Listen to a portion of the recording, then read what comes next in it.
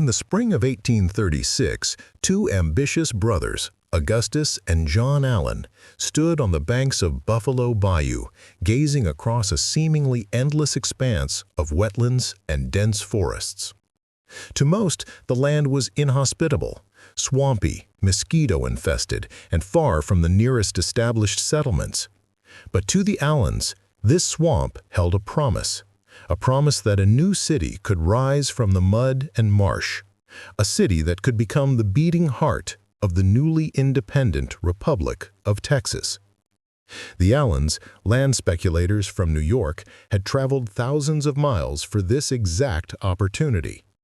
The Republic of Texas had just declared independence from Mexico, and the young nation desperately needed centers of commerce, governance, and trade.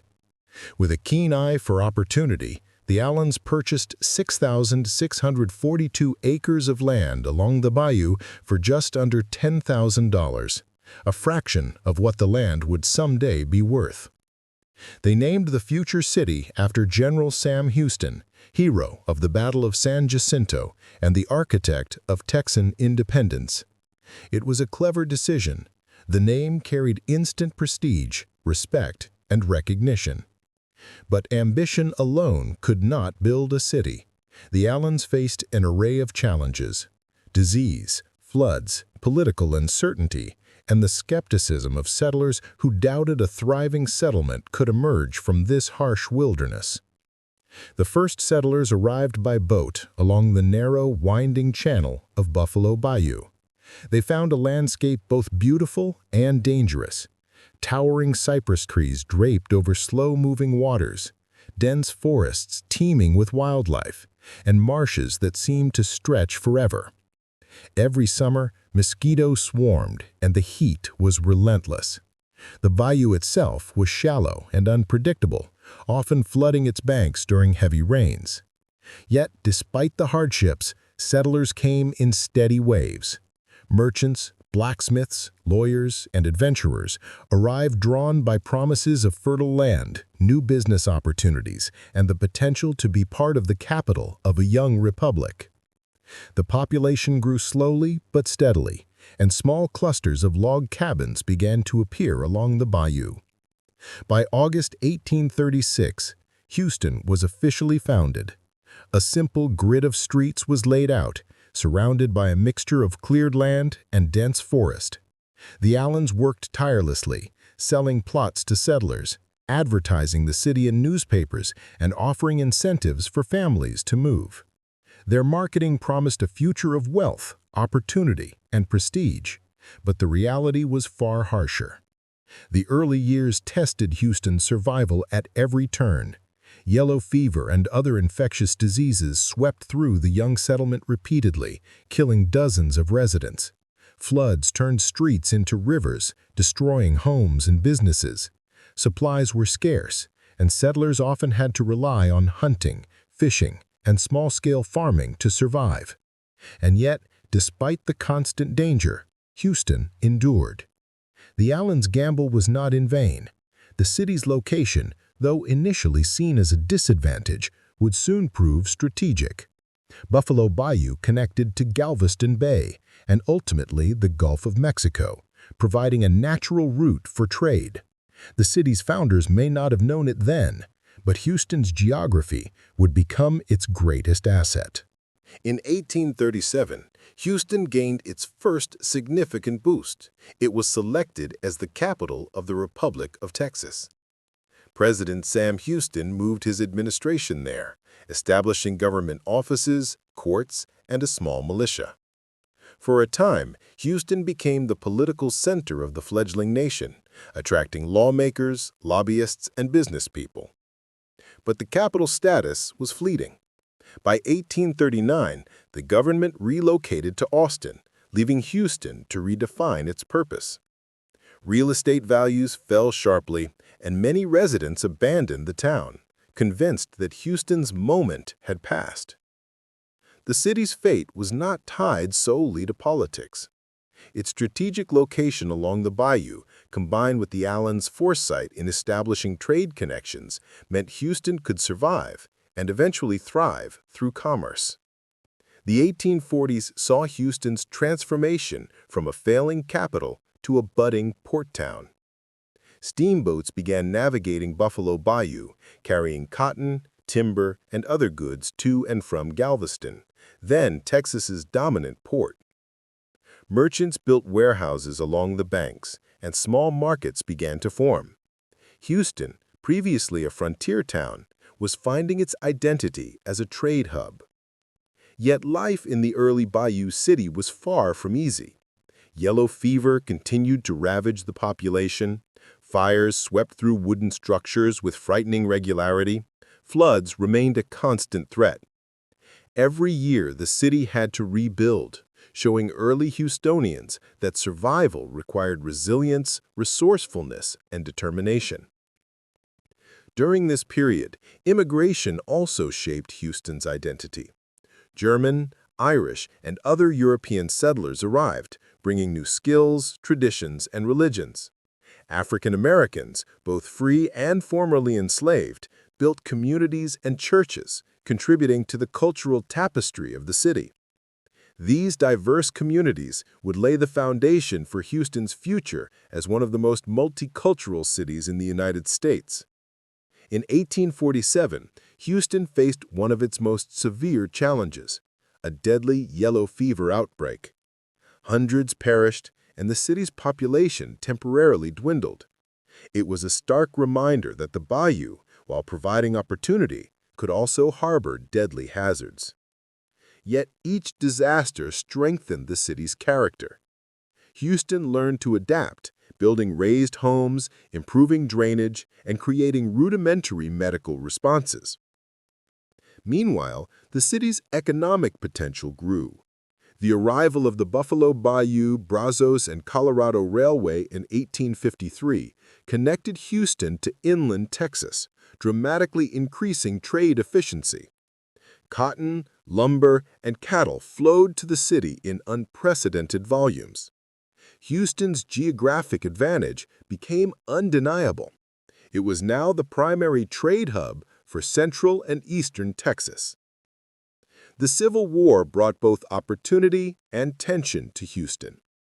Texas joined the Confederacy in 1861, and Houston became a supply and logistics center. The port and rail lines were used to transport cotton, weapons, and provisions. However, the war also left Houston economically and socially strained. Slavery ended, the Confederacy collapsed, and much of the Southern economy, including Houston's trade networks, was disrupted.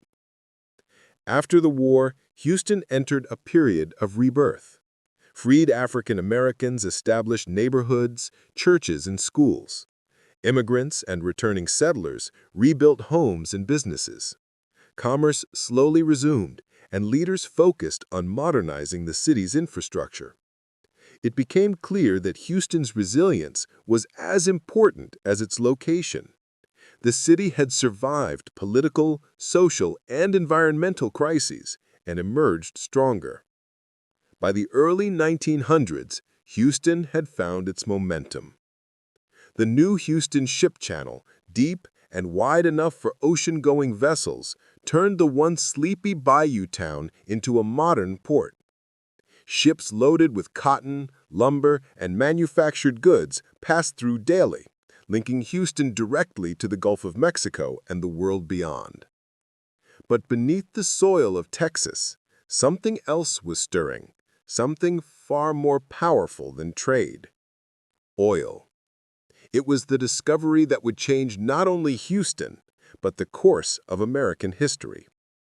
In January 1901, just east of Houston, near Beaumont, a drilling crew struck an enormous gusher of oil at Spindletop Hill. Oil shot over 100 feet into the air, raining down on the fields below for 9 days straight. The flow was so massive that it changed the definition of what an oil strike could be. The age of oil had begun, and Houston was perfectly positioned to seize it. The 1910s brought the first wave of oil refineries and shipping terminals along the ship channel. In 1914, when President Woodrow Wilson officially opened the channel, Houston had its moment of validation. From that day forward, ships carried crude oil, chemicals, and machinery across the globe. The city's port was no longer a local utility, it was a global gateway. And right beside the docks, a new skyline began to rise. Brick warehouses, cotton compresses, and refineries gave way to office towers and grand hotels. The Rice Hotel, originally built by the Allen brothers' vision decades earlier, became a symbol of the city's prosperity.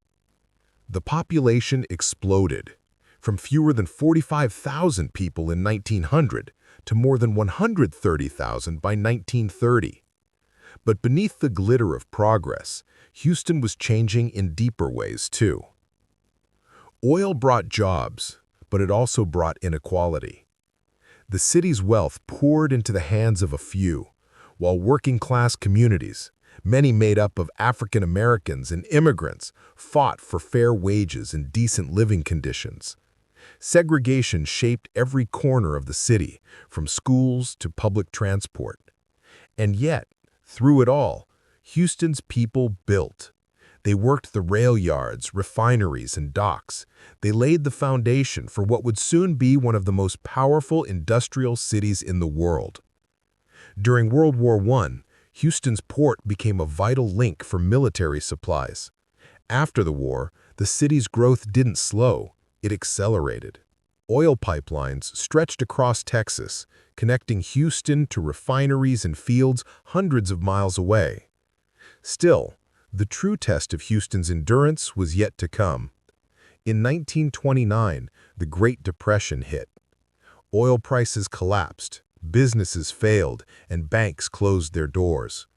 The boomtown spirit that had fueled Houston for decades seemed to flicker out. Construction halted.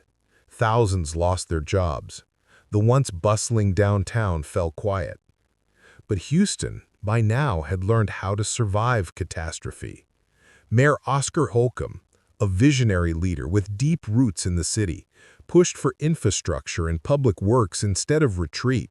He saw the crisis as a chance to build. Roads were paved, drainage systems expanded, and public housing began to take shape. And in 1931, amid the chaos, something remarkable happened. The Port of Houston surpassed Galveston in tonnage, officially becoming the busiest port in Texas. It was a symbolic victory, proof that Houston had not only recovered from the Galveston hurricane decades earlier, but surpassed it entirely. But Houston's real comeback came with the discovery of East Texas oil fields in the early 1930s. These fields, some of the largest in the world, reignited the economy. Refineries in Houston worked day and night. Engineers and geologists arrived from across the country. Oil pipelines crisscrossed the land, turning Houston into the control center of a vast industrial web. By the time World War II began, Houston had transformed into a national energy powerhouse. Its refineries produced aviation fuel, rubber, and chemicals vital to the Allied war effort. The port shipped supplies across the Atlantic. The humble oil company, which would later become Exxon, rose as a symbol of Houston's industrial might.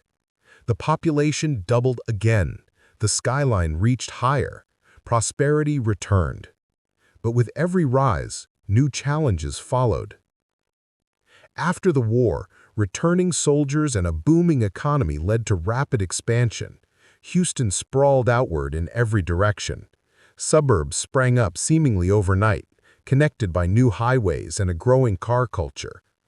Yet the very industries that powered Houston's success, oil and shipping, were reshaping its environment. Air pollution thickened. The bayous, once wild and green, filled with industrial runoff. The same bayou that gave birth to the city now carried its waste to the Gulf. Still, for most Houstonians, progress was progress. The city's boosters promised a shining modern future powered by innovation and industry. And they weren't entirely wrong, because in the coming decades, Houston would not only fuel the world, it would reach for the stars.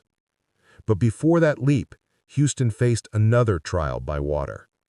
In 1935, a massive flood tore through the city, submerging downtown under several feet of water. Businesses were destroyed and lives were lost. It was a harsh reminder that Houston's geography, while a blessing for trade, carried a permanent threat. To prevent future disasters, engineers began an ambitious plan to control the city's bayous through reservoirs, channels, and levees. These efforts would shape Houston's future growth, but they would never fully tame nature's power. The city's story was becoming one of constant balance between expansion and resilience, ambition and survival. By the 1950s, Houston's transformation was undeniable. Skyscrapers pierced the skyline. Refineries stretched for miles. The port was now one of the busiest in the United States. Oil money built universities, hospitals, and museums. The Texas Medical Center, established in 1945, grew into one of the largest healthcare complexes in the world. Its creation marked a new dimension of Houston's identity. Science and innovation joined commerce and energy as the city's defining forces. But the biggest transformation was still ahead, one that would lift Houston from the ground and into the cosmos. The space race was heating up. The Soviet Union had launched Sputnik in 1957, shocking the world.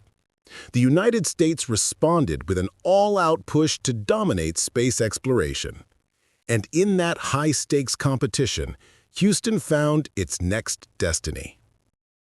In 1961, President John F. Kennedy made a historic announcement: the creation of a new NASA Center for Human Spaceflight, to be located near Houston. The reason was simple. Houston offered what few cities could: vast land, engineering expertise, access to air and sea transport, and powerful political allies. When Kennedy declared, "We choose to go to the moon," Houston became the heart of that mission. But that story, how a port and oil city became the command center for mankind's greatest journey, is where our next chapter begins. By the early 1960s, Houston had already proven its ability to rise from disaster and harness the power of industry. But the city was about to take on a challenge unlike anything it had faced before: space exploration.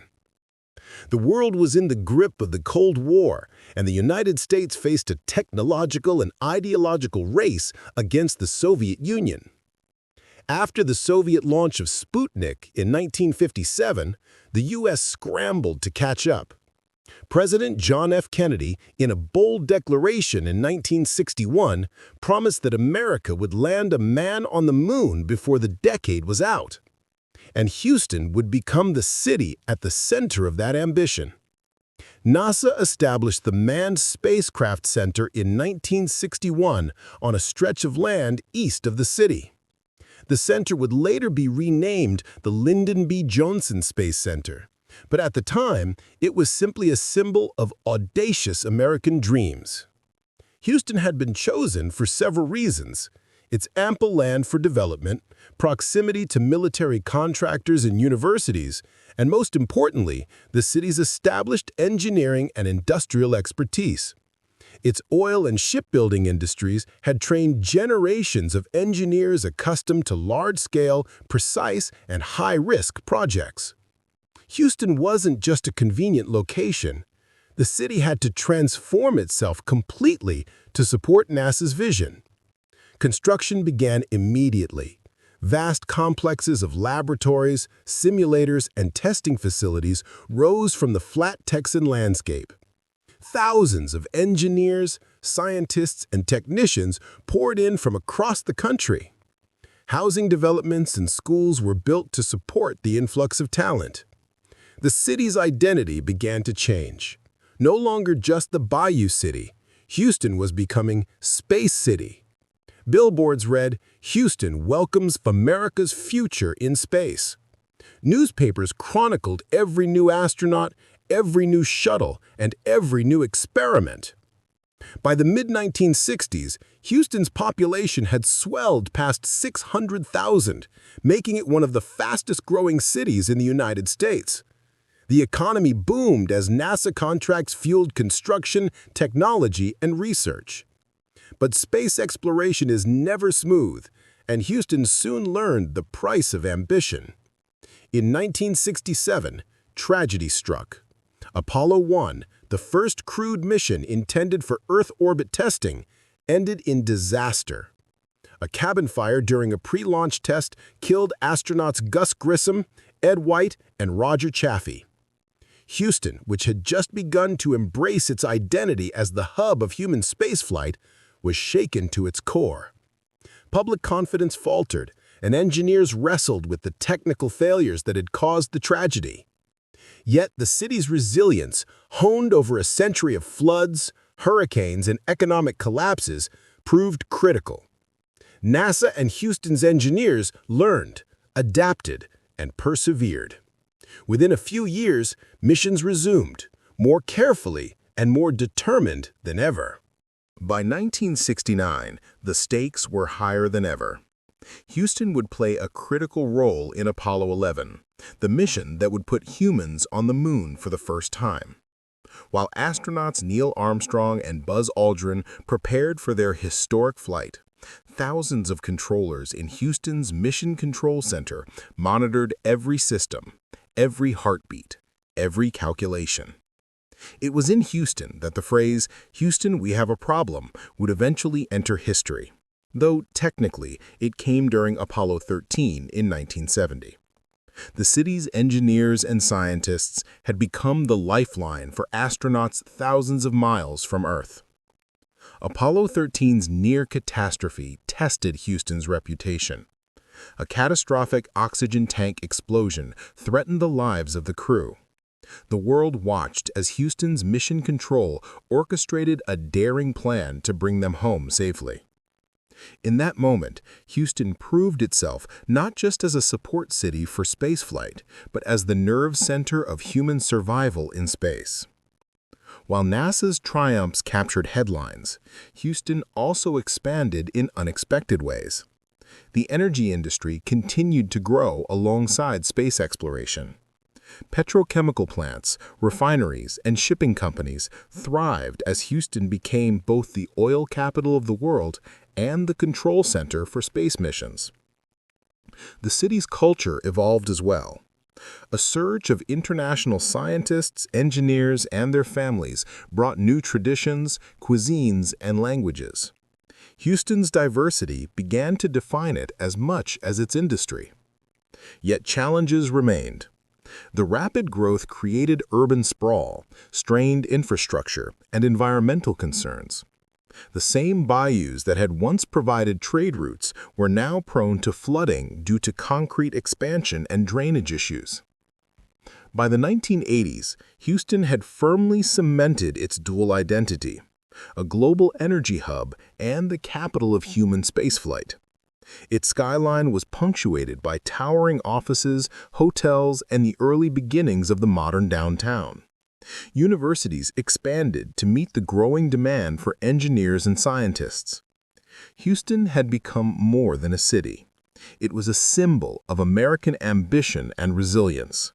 From a swampy frontier town to a port, from oil fortunes to the stars, Houston had repeatedly rewritten its own story.